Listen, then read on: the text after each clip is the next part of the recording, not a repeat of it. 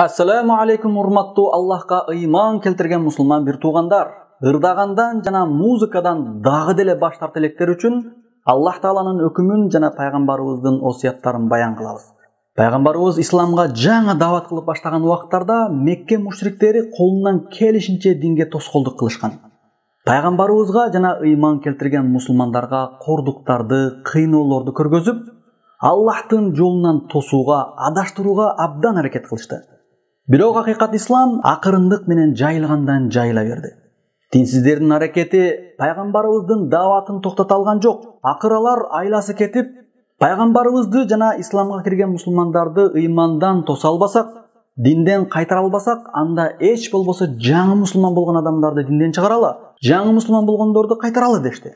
Натыйжада кимде ким пайгамбарыбызды бир эле жолу уккан болсо же пайгамбарыбызга бир эле жолу жолуккан болсо, ал адамга дароо ырчы бийчи кыздарды жиберип, аларды ыр менен аластып, рахатка батырып, пайгамбарыбыздын даватына көңүл бурдурбоого аракет кылышты.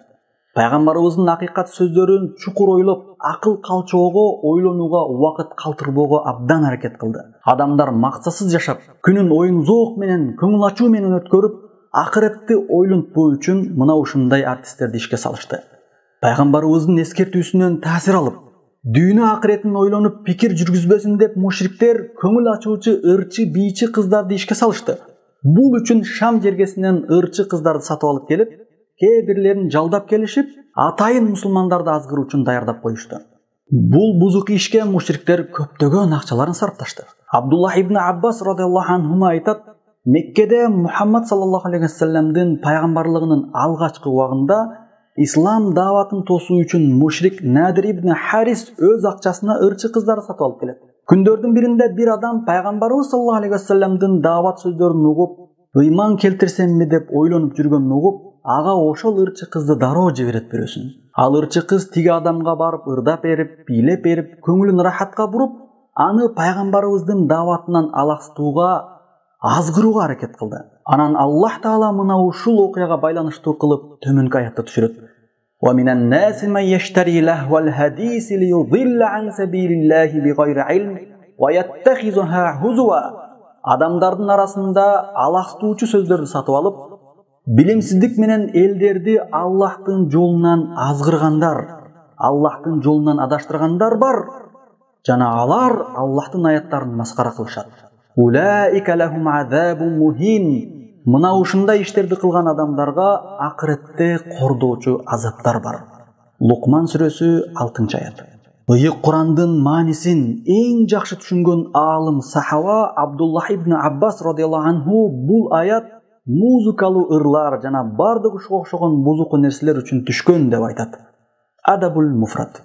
Сахабалар арасында муштахид аалым Абдуллах ибн Мас'уд радыйаллаху анху дагы аятта тыюу салынган лахвал хадис, алаксытуучу сөздөр деген сөз бул ырчылардын ырлары деп 3 жолу кайталап баса белгилеп айткан. Азыркы күндөгү ырчы бийчилердей эле илгери деле пайгамбарыбыздын убагында дагы жалданма ырчылар, артисттер болгон. Ошондуктан тыюу салынган. Кимде ким Аллахка жана акыретке ыйман келтирсе, анда бекерчилердин иши болгон ырчы бийчилерге кулак салбасын, ырларын укпасын, көңүл бурбасын, аларга бөлгөн убактысын туура максатка, акыретке сарптасын. Зикир ибадаттарды кылсын, намаз окусун, Аллахтан кечирим суросун. Көбүнчө суроо келет. Эс алуу, рахаттануу үчүн же унада баратканда алаксуу максатта ыр укса болбойбу деп сурашат. Жообу жок, албетте болбойт. Музыкалуу ырларды угуу тыюу салынган жана арам кылынган нерсе шариятыбызда. Убакыт өткөрүү үчүн же жолдо баратканда алаксып туруу максатта укса болбойт. Сүйдүм, өлдүм деген ырларды, музыканы угуу жүрөктү карартат, акыретти унуттурат жана ыйманды алсыратат. Аллахты эстөөгө жана намаз окууга тоскоолдук кылат. Адамды дүйнө менен алаксытып, негизги максат болгон Аллахтын ыраазылыгына жетүүгө болгон шыктанууну жоготот. Азыркы күндөгүдөй эле акыретин ойлобой, ырчы бийчилер менен алектенип, ошолорго акчасын сарптап, убактысын өткөрүп, жада калса тойлорун да шайтандын жарчысы менен коштотуп, эртели кечке убактысын ырлар менен өткөргөн акылсыздар илгери деле болгон.